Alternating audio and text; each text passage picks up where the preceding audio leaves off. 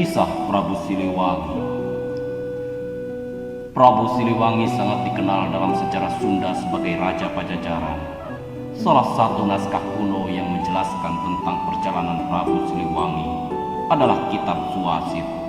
Kitab yang ditulis dengan menggunakan bahasa Sunda kuno di dalam selembar kulit macan putih yang ditemukan di desa Pajajar Raja Galuh, Jawa Barat.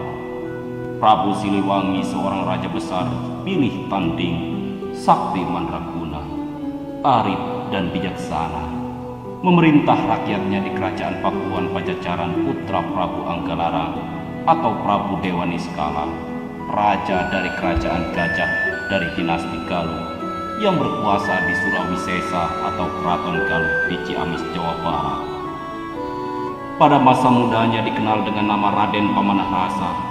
Sejak kecil beliau diasuh oleh Ki Gedeng Sindangkasih, seorang juru pelabuhan muara jati di kerajaan Singapura sebelum bernama kota Cirebon.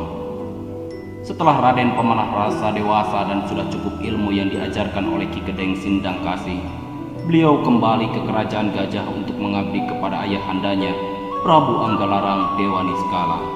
Setelah itu, Raden Pamanarasa menikahi putri Ki Gedeng Sindangkasih. Putri Ki Gedeng Sindangkasih itu bernama Nyi Ambetkasih. Ketika itu kerajaan Gajah dalam pemerintahan Prabu Dewa Niskala atau Prabu Anggalarang sedang dalam masa keemasannya.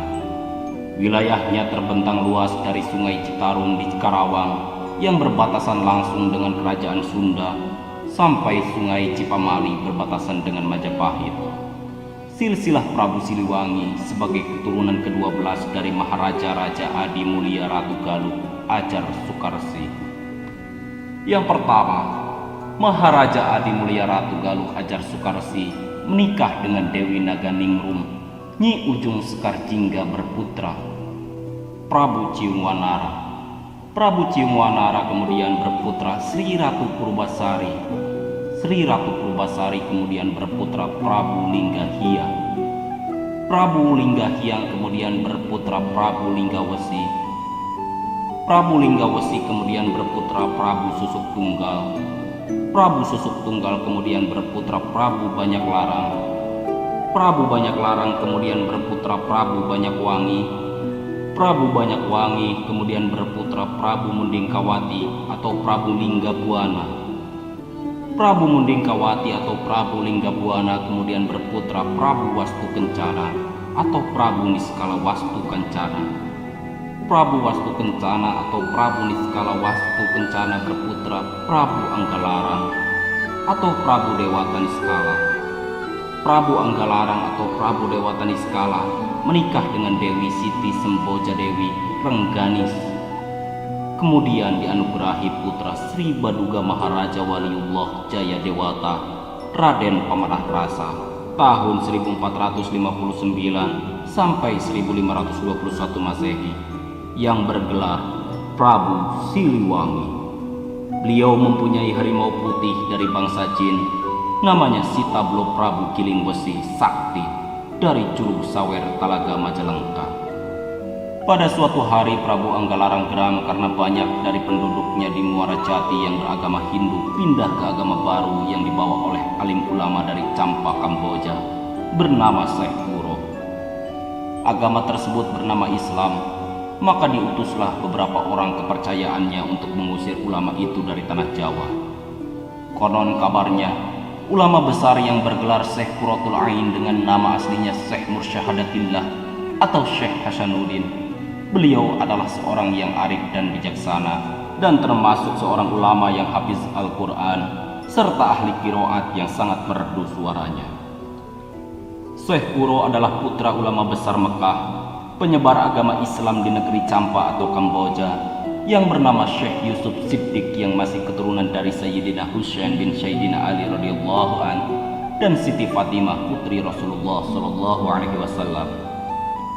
Sebelum beliau datang ke tanah Jawa sekitar tahun 1409 Masehi, Syekh Kuro pertama kali menyebarkan agama Islam di negeri Champa Kamboja, lalu ke daerah Malaka, dan dilanjutkan ke daerah Martasinga Pasembangan dan Japura. Akhirnya sampailah ke pelabuhan Muara Jati yang saat itu Syah Bandar digantikan oleh Ki Gedeng Tapa karena Ki Gedeng Sindang Kasih telah wafat. Di sini beliau disambut dengan baik oleh Ki Gedeng Tapa atau Ki Gedeng Jumajen Jati yang masih keturunan Prabu Wastu Kencana, ayah dari Prabu Anggalarang, dan oleh masyarakat sekitar. Mereka sangat tertarik dengan ajaran yang disampaikan oleh Syekh Kuro yang disebut ajaran agama Islam. Sampailah para utusan itu di depan pondokan Syekh Kuro. Utusan itu menyampaikan perintah dari rajanya agar penyebaran agama Islam di Muarajati harus segera dihentikan. Perintah dari Raja Gajah tersebut dipatuhi oleh Syekh Kuro. Namun, kepada utusan Prabu Anggalarang yang mendatangi Syekh Kuro, beliau mengingatkan, meskipun ajaran agama Islam dihentikan penyebarannya, tapi kelak dari keturunan Prabu Anggalarang akan ada yang menjadi seorang wali Allah. Beberapa saat kemudian beliau pamit pada Ki Gedeng Tapa untuk kembali ke negeri Campah. Di waktu itu pula Ki Gedeng Tapa menitipkan putrinya yang bernama Nyimas Subang Larang untuk ikut dan berguru kepada Syekh Kuro. Berangkatlah Syekh Kuro bersama Nyi Subang Larang dengan menggunakan perahu kembali ke negeri Campah, Kamboja. Sebagai seorang putra raja, beliau tidak betah tinggal diam di istana. Raden Pamanah Rasa kerap mengembara menyamar menjadi rakyat jelata dari daerah satu ke daerah lainnya, menolong yang lemah dan memberantas keangkara murkaan. Gemar bertapa dan mencari kesaktian di dalam salah satu pengembaraannya. Ketika beliau hendak beristirahat di curug atau air terjun, curug itu bernama Curug Sawer yang terletak di daerah Majalengka. Raden Pemanah Rasa dihadang oleh siluman harimau putih. Pertempuran pun tak terelakkan. Raden Pemanah Rasa dan siluman harimau putih yang diketahui memiliki kesaktian tinggi itu pun bertarung sengit hingga setengah hari. Namun kesaktian Prabu Pemanah Rasa berhasil memenangi pertarungan dan membuat siluman harimau putih tunduk kepadanya. Harimau putih itu memberi sebuah pusaka yang terbuat dari kulit macan. Dengan pusaka itu beliau bisa terbang laksana burung, menghilang tak terlihat oleh mata atau ajian halimun, berjalan secepat angin atau disebut dengan ajian saipi angin, dan bisa mendatangkan bala tentara jin. Harimau itu pun memutuskan untuk mengabdi kepada Raden Pamanah Rasa sebagai pendamping beliau.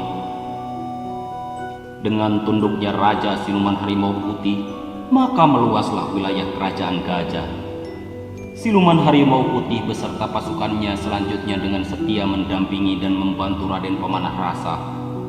Salah satunya kala kerajaan Gajah menundukkan kerajaan-kerajaan yang memeranginya, Siluman Harimau Putih juga turut membantu Raden Pamanah Rasa saat kerajaan Pajajaran diserang oleh pasukan Mongol pada masa kekaisaran Kubilai Khan.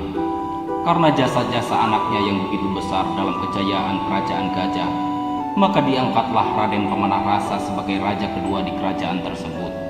Prabu Pamanah Rasa pun selanjutnya mengubah nama kerajaannya menjadi Kerajaan Pajajaran, yang berarti menjajarkan atau menggabungkan kerajaan Gajah dengan kerajaan Harimau Putih. Seiring meluasnya wilayah kerajaan Gajah, Prabu Pamanah Rasa kemudian membuat senjata sakti yang pilih tanding. Beliau menyuruh Eyang Jaya Perkasa untuk membuat senjata pisau berbentuk harimau sebanyak 3 buah dalam 3 warna, yaitu kuning, hitam, putih. Senjata pertama yang berwarna hitam dibuat dari batu yang jatuh dari langit, yang sering disebut meteor, yang dibakar dengan kesaktian Prabu Pamanah Rasa dalam membentuk besi yang diperuntukkan untuk membuat senjata tersebut. Senjata kedua dibuat dari air, api yang dingin, yang warnanya kuning, dibekukan menjadi besi kuning. Senjata ketiga dibuat dari besi biasa, yang direndam dalam air hujan menjadi putih berkilau. Senjata itu selesai dalam waktu 7 hari. Semalam penuh Pangeran Pemanah Rasa memikirkan nama untuk senjata sakti tersebut. Tepat ayam berkokok ditemukan nama untuk ketiga barang tersebut. Pisau pusaka itu diberi nama Kujang atau senjata berbentuk harimau. Dikarenakan pusaka itu ada 3, maka kujang tersebut diberi nama Kujang 3 serangkai, yang artinya beda-beda tapi tetap sama.